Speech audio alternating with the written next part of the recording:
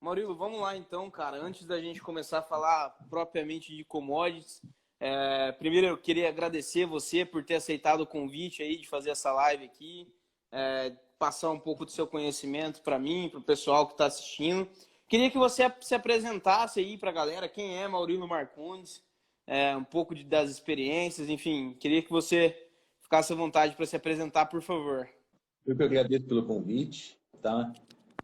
Eu sou Maurílio Marcondes. Antes de tudo, antes de me tornar agente autônomo de investimentos, eu me formei em agronomia, certo? Depois de agronomia, eu resolvi fazer economia.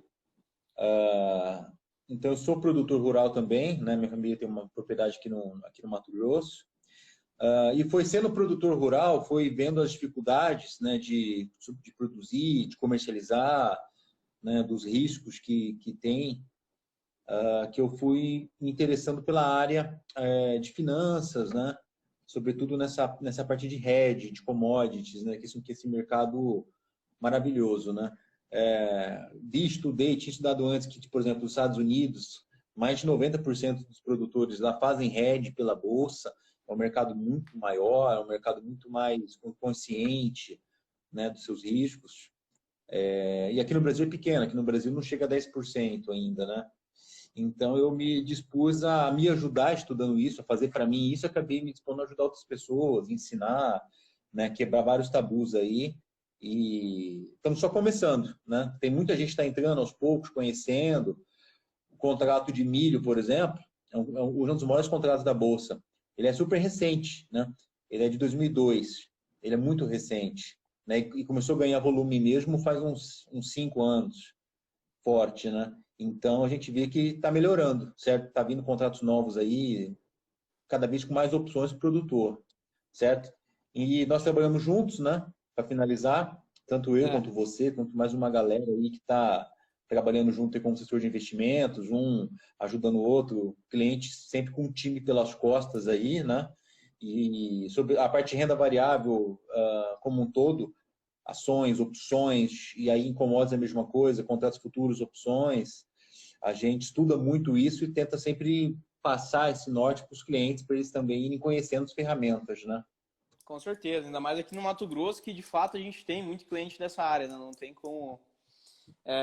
Mas enfim, eu quero, só para a gente começar no assunto já, Maurileira, o que define para a gente commodities, porque eu sei que tem gente assistindo aí que é mais avançada, gente que é mais menos experiente, enfim, que é iniciante. É, e qual que é a importância dos commodities? Quais são os commodities mais importantes e qual é a importância dele para o Brasil, né? Para o Brasil como país, um pouco pelo Mato Grosso também. Olha, por definição, commodity é tudo aquilo que é produzido e negociado em larga escala, certo? A ponto de você ter bastante liquidez, bastante comércio num país e muitas vezes no mundo, né? Então, a soja, por exemplo, não faz diferença a soja brasileira, norte-americana, da Argentina, né? Onde você comprar e levar a soja, ela vai ser soja, não tem diferenciação. Então, você acaba que tem um preço único no mundo todo, né? Facilita isso porque você respeita um preço no mundo todo. E isso facilita com que se negocie em bolsas de valores, né? Um produto que é commodity, um produto aí que é padrão no mundo todo, e fica fácil você ter referências de preço, certo? Então, e o Brasil é o maior país agrícola do mundo, certo? É o maior produtor de soja do mundo agora, ultrapassou os Estados Unidos, é um dos maiores produtores de milho, certo? Também.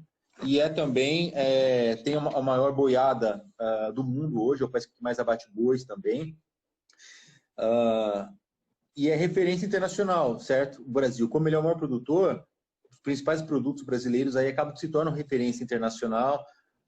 Nós estamos no Mato Grosso, então nossa região aqui é a referência para o mundo, certo? O mundo todo hoje fica de olho no Mato Grosso, como está a soja, como estão as lavouras de soja lá, se já vendeu, se não vendeu, a que preço, em reais, em dólar, como é que está, como está a boiada no Brasil, sobretudo no Mato Grosso, né, que é o maior plantel de bois do mundo, fica aqui no Mato Grosso, né?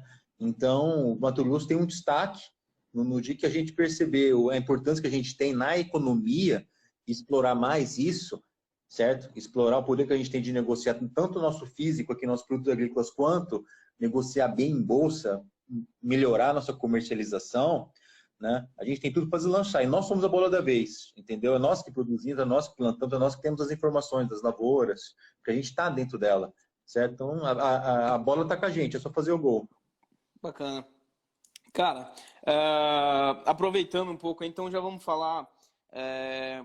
Eu acho que todo mundo deu para entender a importância aí do Brasil em relação às commodities, principalmente um pouco aqui sobre o Mato Grosso. Mas então, e como estão os produtores, como estão as produções em relação aí o coronavírus, né? A gente sabe que o coronavírus ele afeta de maneira geral o transporte, né? A questão de você exportar de um país para o outro, pela questão sanitária do vírus, né? E eu queria que você, como produtor e entendendo desse ciclo de commodity, da commodity, com contato com os outros produtores, como que você está vendo isso?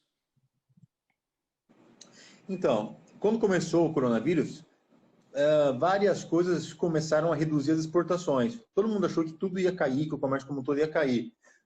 Para o agro não foi bem assim. Na verdade, para o agro, o Brasil exportou muita soja, exportou muito boi, por exemplo, né? E era algo que a gente nunca tinha vivido, né? Uma crise mundial sanitária dessa forma, então não tinha como saber como ia ser, né? Mas fica aquela coisa, né? De que muita gente fala, eu também falo, que o mundo come, as pessoas comem, né? E sobretudo quando você passa a quebrar a produção das coisas do mundo, sobretudo produtos industrializados, indústria, né? As pessoas continuam vivendo, né? Continuam comendo, tal. Então acho que reforçou até o hábito de algumas pessoas comprar mais coisas, abastecer a geladeira para ficar em casa, para ficar em quarentena, tudo. E a gente viu a China comprando e comprando muito, né? Não comprou pouca soja e pouco boi, não. Comprou foi a muito, né? Não sabia que isso ia acontecer, mas tipo assim, houve uma queda das produções em geral de várias coisas, mas de comida não teve, né? Isso a gente tem que colocar na cabeça aí, que comida não vai faltar no mundo. As pessoas comem e não vão abrir mão disso tão fácil. Agora, internamente, também não houve tanto problema aqui no Brasil, né? Não houve tanto problema internamente com alimentos, né? Com outros produtos sim teve, né? Eu acho que alimentos acaba que é uma área que se destaca pela necessidade básica. Agora, existem algumas exceções que são mais detalhes, né? Eu sempre estou reforçando muito a cautela, e aqui no Mato Grosso principalmente, de um fenômeno sobre o etanol. Porque, por exemplo, nos Estados Unidos, eles são grandes produtores de etanol de milho, né? Grande parte da demanda do milho lá é para etanol, eles são o maior produtor de milho do mundo. O consumo de etanol de milho lá caiu demais. Portanto, os estoques de milho deles começaram a aumentar muito. E a gente está vendo o preço caindo lá no milho em Chicago, no milho negociado nos Estados Unidos, internacionalmente, né? Justamente porque está diminuindo o consumo, estão aumentando os estoques. E agora é a época de plantio deles, do milho deles, que está vindo legal o plantio deles por enquanto. Com altos estoques, o preço está caindo.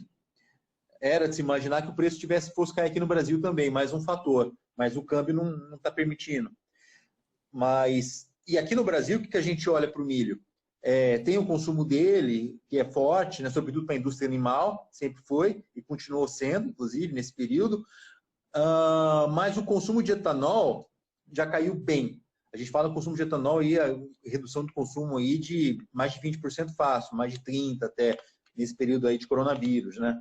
Justamente que as pessoas não estão viajando, né? Que aí a gente sai da área do consumo de alimentos e começa a ir para a área de energia.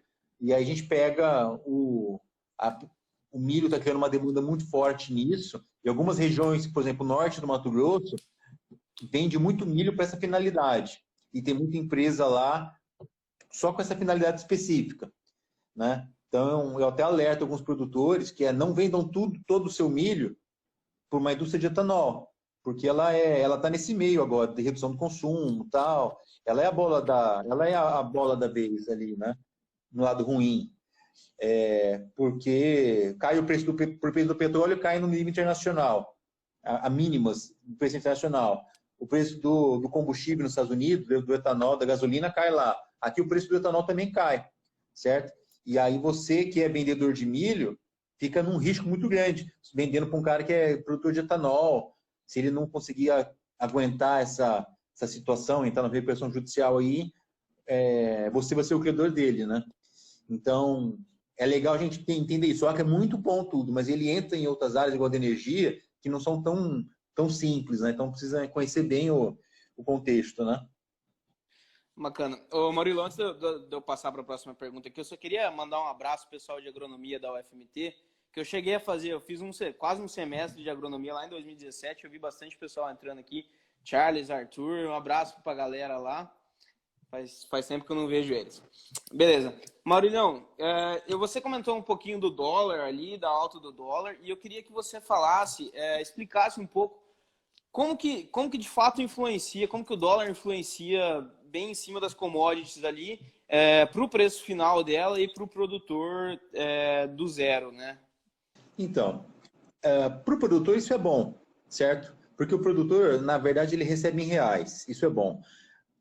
Para quem não é produtor e é investidor, e quer diversificar investimentos, quer melhorar seu portfólio na sua carteira no longo prazo, commodities entra aí como um fator de hedge natural. Como o dólar. Por quê? Por exemplo, a soja está caindo nos Estados Unidos, está em preços baixos lá. O milho também, por exemplo. No entanto, no Brasil, aqui está tudo mil maravilha. O milho está alto, a soja está alta. Por quê? Porque o cara que recebe em reais, tá tudo bem. Né? Produtor que já tem uma safra colhida, já pagou seus custos, já está tudo travado lá atrás e ainda tem grãos a comercializar, esse cara está vendendo em reais, está num ótimo preço, certo? Por quê? Justamente por quê? Porque o preço de uma commodity é o preço internacional dela, a referenciado em Chicago, a maioria delas, né? O algodão, por exemplo, também referenciado em Nova York, mais o câmbio, certo? Então, como o câmbio está subindo, em reais está melhorando. Então, para o investidor, um cara que não é criador, não é pecuarista, não é lavoeiro, nem nada, ele sabe que num momento de crise como essa, da mesma forma que lá na área de ações, se ele tem uma ação de uma empresa exportadora que é dolarizada, uma Suzano, uma Klabin, uma Vale, ele sabe que a economia pode ir mal, tudo, mas essas empresas dolarizadas exportadoras se sobressaem. Da mesma forma, o investidor pode fazer investimentos em commodities, porque numa crise, o câmbio geralmente estoura e leva o preço das commodities junto. Então, quem está comprado num milho, num contrato futuro, numa call de milho, por exemplo, de boi gordo, está se beneficiando dessa alta justamente por causa desse cenário, entendeu? Então...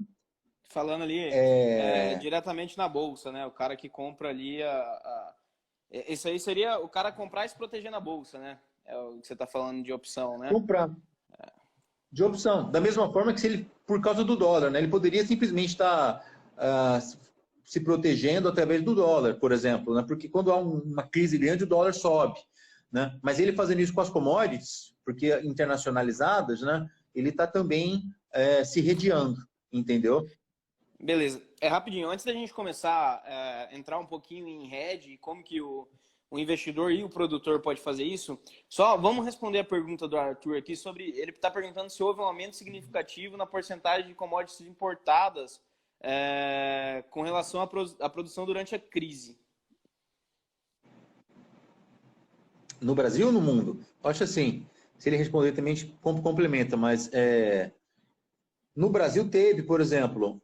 O arroz, por exemplo, foi a gente está em preços históricos do arroz, né? E é muito por causa disso, né? Mas ele é uma outra dinâmica. Ele não é de produção tão intensificada, igual é a soja, igual o milho, igual o algodão. Então, teve um fator de importação aí. Se falou muito que o Brasil, como está com estoque baixo de milho, né? Porque já vinha com estoque baixo, e a primeira safra de milho era para ser a safra do Rio Grande do Sul. E lá teve uma seca, certo? Então, se falou que o Brasil poderia importar por volta de 3 milhões de toneladas de milho, né? Por causa de uma seca muito forte que teve no Rio Grande do Sul e atrapalhou um pouquinho. Mas a segunda safra já está vindo. A segunda safra vai vir em maio, aí vai estourar em maio, né? Já começa a colher em maio, em junho também, já vai ter milho beça aí no Brasil. Mas, tipo, por mais que se importe 3 milhões de toneladas de milho, não é muita coisa comparado aos 100 milhões que o Brasil produz no ano. É 3%, por exemplo, né? Mas teve outras áreas aí que você não tem uma dinâmica tão empresarial, como eu falei do arroz ou de outras culturas menores, que sim, pode ter, né? Sai um pouco do campo das commodities, né? Dos grandes produções, dos grandes produtos negociados internacionalmente, né? Mas aquela área de alimentação básica, sim, aí você chegou a ter até efeitos de importação. Em outros países, sim, teve mais. Por isso que estão importando do Brasil, inclusive, né? Show. Bom, queria que você falasse um pouco, acho que deu para entender mais ou menos o que aconteceu esse ano, mas quais são suas perspectivas para o ano que vem, em relação à safra, em relação à produção, até o dólar, né? O dólar agora estourou de fato e pelo visto ainda não está sinalizando que chegou no topo, né? Então, quais são as suas perspectivas? Você acha que o dólar muito alto vai atrapalhar a produção, uma vez que tem muito produtor que importa os produtos para começar a plantação, né? Adubo, etc.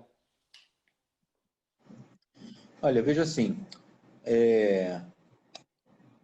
para a safra que já foi plantada, foi ótimo, mas para a nova, então, tipo assim, a safra de soja no Brasil plantada já foi quase toda comercializada.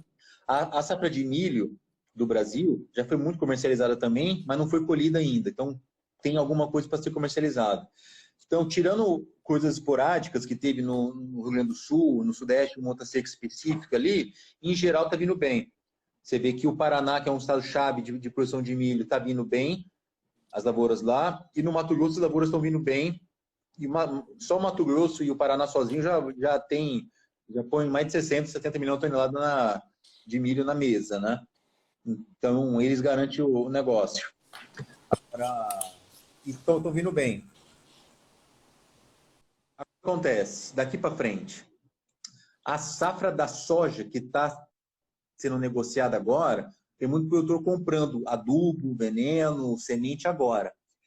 Como que está? Por mais que o preço da soja, por incrível que pareça, por mais que o preço da soja esteja baixo, o preço do adubo caiu muito. O preço do adubo caiu muito e aí o coronavírus até ajudou. Por quê? Porque reduziu a demanda mundial de tudo, das indústrias, etc. Reduziu a demanda. Então o preço do adubo caiu a níveis muito baixos. Então, por mais que o preço da soja esteja baixo, a relação de troca adubo-soja está muito bom. Hoje, com o valor da soja hoje, por mais que esteja baixo, se compra muito mais adubo que se comprava no passado, retrasado, nos outros anos. Então, tem coisa boa para se analisar. A relação custo-soja está legal, certo? Pelo menos para adubo, que é um que representa muito no custo de produção da soja, certo? Muito produtor já está começando a comprar adubo para o milho, que vem ainda, que vai ser plantado, porque está numa boa relação também, entendeu? Justamente que o adubo caiu muito, compra adubo, entendeu? Compra adubo. Então, Agora...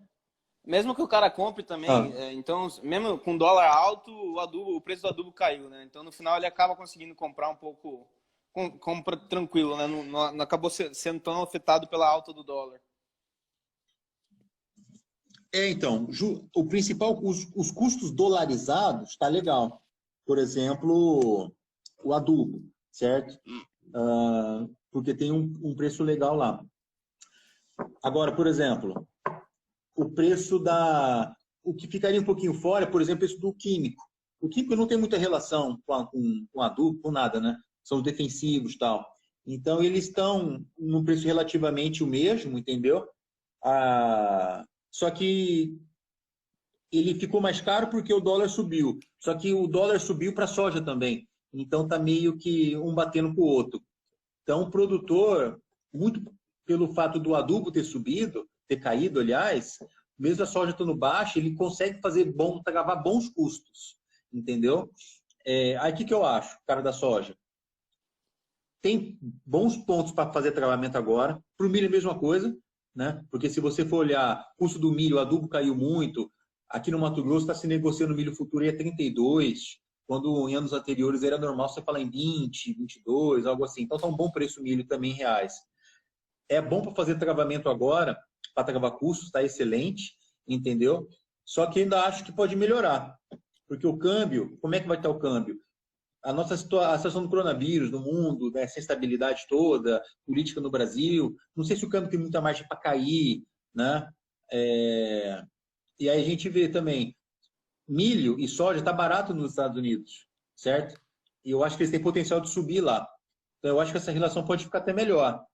O câmbio pode cair um pouquinho, eu acredito, mas Chicago compensa numa alta da commodity lá. Então acho que para o produtor, se ele souber trabalhar bem, aproveitar a hora de travar o custo dele está baixo, o adubo não vai ficar nesse preço por muito tempo, entendeu? E ele souber negociar depois a safra dele, eu acho que ele pode fazer bons negócios, entendeu? E tem que lembrar o seguinte, com toda essa crise que teve no mundo, a China não parou de comprar boi, não parou de comprar soja brasileira, entendeu? A demanda para lá não vai cair tão fácil, entendeu? Se fala também que lá voltou a ter alguns picos de gripe suína, gripe aviária, eles não vão conseguir regularizar a produção de proteína deles tão cedo, enquanto estiver nessa situação toda aí, né? Acabaram de quase exterminaram a criação de porcos deles, então eles são dependentes de alimento, entendeu? Por isso estão comprando muito. Então eu acho que o produtor tem que ter calma, tem que ter cautela ali, aproveitar os bons momentos, mas está tendo muita volatilidade. Ele só não pode apavorar e fazer muitos negócios em horas ruins ali, porque se ele der tempo ao tempo, as coisas vão melhorar, entendeu? Tanto no físico, tanto na bolsa, né? Tanto no físico quanto na bolsa, entendeu? O Brasil tem a chance de travar em reais a preços bons, como está agora, sem estabilidade, mesmo coisa que o norte-americano não tem. Comparar o produtor norte-americano hoje está lascado, porque ele negocia soja em dólar, né? E lá está baixo. Aqui o produtor tem a vantagem de estar vendendo em reais com bom preço. Só que ainda acho que mais para frente o produtor vai poder se aproveitar de uma alta das commodities internacionais que não vão ficar nesse preço tão baixo, entendeu? Então, para mim ele pode até, o mesmo cara que está fechando operações agora, para mim ele ainda tem que tua produção custo e compra uma call na bolsa, por exemplo. Trava teu custo, compra uma call na bolsa, na soja, por exemplo, porque o ano que vem, porque eu acredito que a soja pode melhorar em dólar, entendeu? Lá em Chicago. Show. Deixa eu só tentar, vamos só tentar explicar a relação bolsa física para a galera, para elas não ficarem perdidas. Me corrija se eu estiver errado, tá? Você tem as commodities, alguma delas, milho, enfim, soja, boi gordo, enfim. Você tem negociado na bolsa, né? Quando a gente fala hedge, é fazer uma posição contrária ao físico, né? Às vezes não contrária, mas como você tem o boi gordo no seu passo, se você tem um milho que você tem que vender, é como se você tivesse comprado no milho, né? Você precisa receber lá na frente. Então, o que você faz? Você vende na bolsa, né? Por um preço que você aceitaria, para garantir o preço que ficaria legal para você, né? Dá uma explicada no hedge aí para ficar mais claro, só para a galera entender. Então, a primeira coisa é o seguinte: um produtor rural que quer fazer um hedge, uma proteção na bolsa, ele tem várias formas de fazer, certo? Eu separo duas as mais simples que existem. Ele pode, num primeiro momento, não fazer nada, por exemplo. Então, você pode pegar a roupa do boi hoje, como você pode pegar o milho agora. Ele não pode não fazer nada, por qualquer motivo. Porque ele acha que ele já vendeu muito a produção futura, ele não quer fazer contrato de entrega, porque tem o risco de não conseguir produzir isso, né? Ou porque ele acha que vai subir mais, qualquer coisa. Então, ele tem duas coisas para comparar: o preço na região dele e o preço na bolsa. A diferença entre um e outro chama diferencial de base ou diferencial de praça. Então, primeira coisa, tem que analisar o diferencial de base, certo? Geralmente, é uma média, né? Geralmente se mantém constante esse diferencial de base. Vai ter momentos em que na sua região vai estar mais valorizado, vai estar mais caro. Isso é um ótimo indício para você negociar seu físico, porque você sabe que relativamente na sua região está mais caro do que nas outras praças, certo? Então é um bom indício de um bom time de comercialização. Mas vai ter época, e aí é quando o produtor não quer vender mesmo, que vai estar mais barato na região dele do que nas outras praças. Então ele quer guardar, ele quer segurar. Então o que ele pode fazer? Não faz nada, não negocia a produção dele e fala, mas para não ficar com todo o risco, porque ele está segurando, mas pode cair o preço. Então, para ele não ficar com o risco na mão, ele pode ir lá na bolsa, né? Não, onde não tem entrega de mercadoria, não tem nada, é só preço. Você só travou seu preço. É um Aí você vai lá ativo, né? e você faz um travamento daquele preço. Então, por exemplo, hoje, milho na região Rondonópolis, 32. Milho na bolsa, um contrato safrinha aí, 42, 47. 43. Show. É, esse Tá contrato até maio, aqui. é. O que você faz? Você vai lá e você trava na bolsa, entendeu? Então, você garante aquele preço. Porque você fala assim, se o milho cair, de forma generalizada no Brasil, por causa da colheita, ou por causa que o dólar vai dar uma esfriada, se o milho cai, você vai perder a sua produção que você não vendeu. Mas a bolsa vai te proteger nessa queda, vai segurar seu trampo. Então, o que você for perder aqui na sua região, você vai garantir na bolsa. É um hedge. Então, uma Show. forma de você fazer um hedge é isso. Trava na bolsa lá, você pode comprar uma opção de venda, que é o direito de vender naquele preço, ou vender um contrato futuro na bolsa, para se proteger do que você não negociou, certo? Se por acaso você comprou uma put e o mercado continuou subindo, como você esperava, melhorou, aí você vai lá e vende sua produção a um preço melhor. E aí você liquida sua posição na bolsa, porque você não precisa mais de seguro, Tem que fazer né? sempre uma relação físico-bolsa, né? Sem fazer relação físico-bolsa. Pensar no total. Não adianta só, pô, tô perdendo da bolsa, mas era para eu me proteger no físico, né? Se no físico eu ganhar, beleza. Se, bem feito, Mas você você está ganhando no consegue. físico. É, bem feito, você consegue. Então, tipo assim, não, se você não fez nada no físico, se protege da queda, que é seu risco, na bolsa. Agora, o produtor resolveu vender bastante. Eu estou vendendo muito milho, muita soja, muito boi gordo agora, porque acho que está um bom preço e tal. Quando ele vende, faz um contrato futuro lá com uma trade, com um frigorífico, quando ele vende produção, ele já se garantiu da queda do preço, porque ele já travou o valor. Se cair, ele já vendeu mais caro mesmo. Mas o risco dele, e é um risco menor, o risco dele é o mercado subir e ele não participar dessa alta. É como, tipo assim, o milho é negociado a 20 aqui, aí ele vendeu 23, acho que fez um baita do negócio.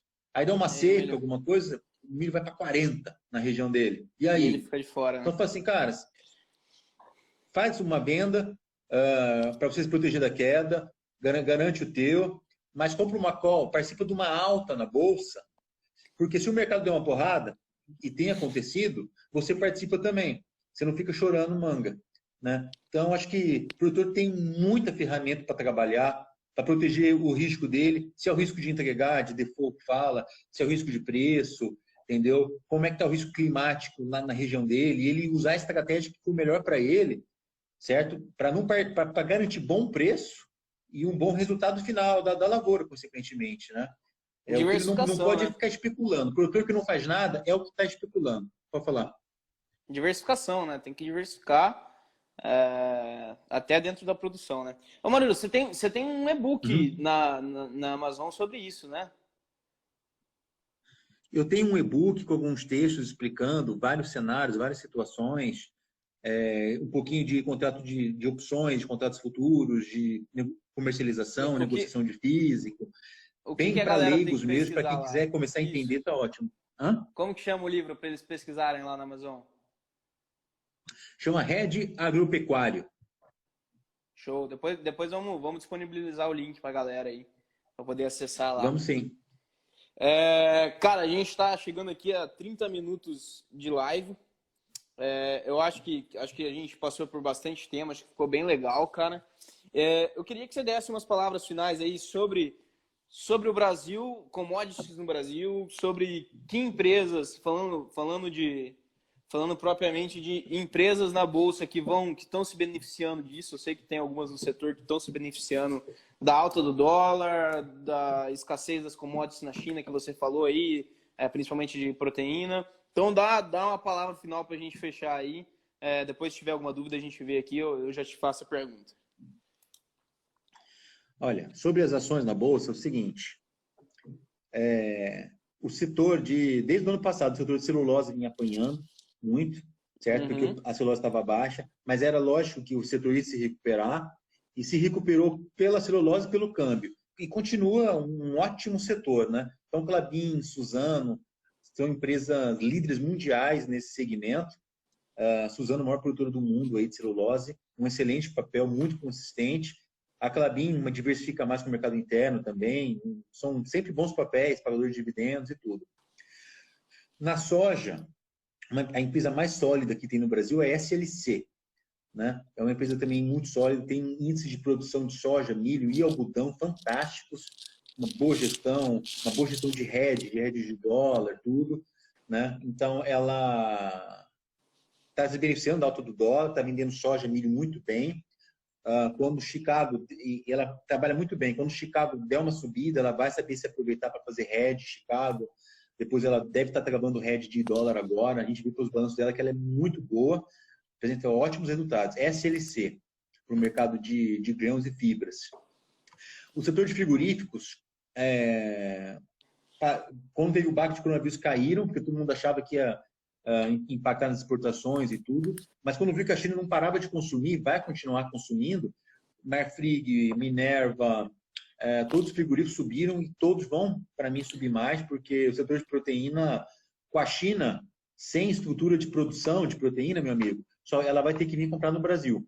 Então, tipo assim, frigorífico ainda é uma boa. E a Eu acho que era melhor a preço mais baixo. A gente mas é a melhor sempre é uma opção, boa. né? A gente é a melhor opção, não tem para onde a China correr. A gente é a melhor opção, mas mesmo que não fosse, que, por exemplo, o JBS e o Marfrig tem praticamente metade da receita deles vinda dos Estados Unidos. Então, mesmo se eles não quiserem vir no Brasil, for nos Estados Unidos, eles vão estar comprando JBS e Marfrig também, entendeu? Tá certo. A própria BRF, que para mim ainda está muito descontada, né? Então, tipo assim, são bons segmentos, tá? BRF é Minerva, não? É outro, né? Não tem nada a ver. Não, BRF é Sadia Perdigão. Ah, tá certo. Show, continua, desculpa. Essa é uma empresa de aves, né? É uma exportadora de proteínas também, mas exporta muito, sobretudo, aves. Show. Então, tipo assim, para o setor do agro, para mim esses são os principais, SLC, a de celulose, a do setor de proteínas, né? Para mim são ótimas empresas e as perspectivas delas agora tá favorável para elas o cenário, certo? Sobretudo esse câmbio, está favorável pela relação que o Brasil está tendo com a China, inclusive, né? Então, e são boas empresas para diversificar. Quem viu a pancada que teve nas empresas de comércio, nas empresas aí do mercado interno, mesmo bancos, quando o Brasil estava em recessão uns anos atrás, viu que essas empresas ligadas a commodities não tiveram esse desempenho, né? Justamente porque tem uma commodity precificada ali, tem o câmbio, então é bacana ter, eu acredito que pelo menos uma de cada setor dessa para diversificar a carteira ali, porque é bom para diversificar e tem boas perspectivas, inclusive, daqui para frente, entendeu? Legal. Maurilão, muito obrigado pela presença aí, acho que foi muito bom, muito esclarecedor, foi uma visão muito boa, você sabe que eu gosto muito do seu trabalho. De verdade, vai virar um podcast, a live vai virar um podcast, a gente vai disponibilizar para a galera. É isso. Se quiser falar mais alguma coisa, despedir da galera aí. Não, eu só quero falar para a galera, não desista, muito complexo, não é fácil. Mesmo grandes economistas erram a beça no dólar. Nem tentem acertar dólar, por exemplo, porque ninguém acerta, é dificílimo, certo? Ninguém consegue dominar a euforia das pessoas, das manadas, certo? Commodities entra nisso, se a gente olha, quando tem uma grande crise, muita gente vai para o petróleo, vai para o ouro, ou vai para outras commodities como a soja, por exemplo, sempre teve esse efeito, entendeu? Essa grande crise só não teve o estouro do petróleo, da soja, etc., porque você teve uma crise de demanda junto, né? Então, ninguém queria investir em petróleo, investir em soja, em nada, porque o mundo estava parando de produzir, parando as fábricas em lockout. Então, nessa crise de demanda, as commodities não subiram, certo? Então, até que estão baixos os preços das commodities. No Brasil está alto por causa do câmbio. Mas, normalmente, isso aconteceria, são efeitos manadas, certo? A gente teve até petróleo negativo semanas atrás. Então, eu falo assim, cuidado. A questão do petróleo, a gente falou que aqui no Brasil os commodities negociados aqui não são físicos, né? Mas o petróleo lá nos Estados Unidos é físico, né? Se você ficar até o vencimento, tem que receber. Só para exemplificar essa questão do negativo, ele ficou negativo porque era melhor você pagar para vender do que você receber e pagar os encargos para ter que armazenar tudo. Você vê que a galera não queria mesmo, a galera queria pagar para não receber. Ficou negativo o negócio, uma coisa louca. E é petróleo, pô, um ativo que tem valor. A galera queria pagar para não receber, uma coisa louca. Pois é. Então, tipo cuidado com as euforias, efeito manada, investimento é para longo prazo, não é só para especular, pés no chão, entendeu? Porque tem muita oportunidade aí para a gente, pouco a pouco, aí, e trabalhando. Mas tem oportunidade, só não cai na euforia e no medo, porque senão você vai se estrepar. Show. Ó, o Arthur deixou aqui nos comentários o nome do seu livro, Rede Agropecuário, Maurilo Marcondes, lá na Amazon, né? E elogiou também. Queria novamente mandar um abraço aí, Charles, Arthur, pessoal de agronomia. Passem a minha mensagem para eles lá. Agradeço a presença de vocês. Maurilo, novamente, muito obrigado. Foi muito útil. Espero que a gente volte a fazer isso mais para frente, quando as coisas já estiverem resolvidas. Vai ser um prazer te receber aqui novamente. Valeu, um abraço para todo mundo aí. Muito obrigado pela atenção. Sucesso a todos. Falou, Maurilão. Um abraço. Tchau, tchau. Valeu, tchau, tchau. Obrigado. Pessoal, essa foi a live de hoje. Espero que vocês tenham gostado. Se tiverem alguma dúvida sobre commodities, sobre qualquer coisa aí, minha DM está aberta. Pode mandar. Se quiserem falar com o Maurilo, mandem para mim também, que eu disponibilizo o contato dele aí para vocês falarem com ele, Instagram, enfim. Até semana que vem. A gente tem vídeo e live novamente, tá bom? Um abraço para vocês. Tchau, tchau. Bom final de semana.